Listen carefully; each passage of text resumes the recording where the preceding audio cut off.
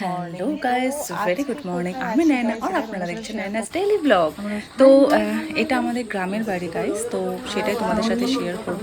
আর গ্রামের বাড়িতে তো উনুনে রান্না টান্না হয়, তো সেটাই মানে জাস্ট আমরা কলকাতায় যেরকম থাকি গ্রামের পরিবেশে এটা কিন্তু অনেক সকাল, মানে ধরো 6:30 7:30 সময় আমরা ওখানে লাইক অটোমেটিক লাইক কলকাতায় উঠতে পারি না, কিন্তু গ্রামের পরিবেশে উঠে পড়ি।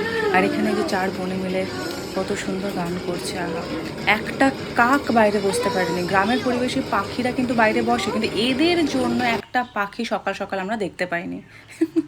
জাস্ট জোকস ডিয়ার, বাট ওরা সত্যি খুব মজা করছে। আর বাইরের পরিবেশটা তখন দেখি একজন আমার দিদিদের খুব জুতো কিনতে ইচ্ছে করছিল, তো এখানে জুতোর গাড়ি এসেছিলো। এইরকম করেই আসে, গ্রামে সাইকেলে করে সবাই নিয়ে আসেন। তো সেরকমই দিদিরা জুতো নিচ্ছিল ওখান থেকে।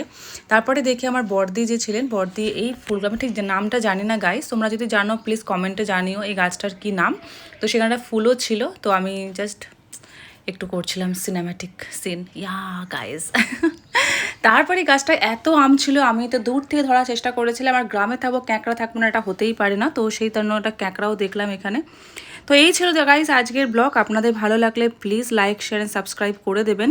আর আবার আসছি আর একটা নতুন খুব তাড়াতাড়ি পরের ব্লগে। ততক্ষণ সবাই ভালো থাকুন, সুস্থ থাকুন, টাটা।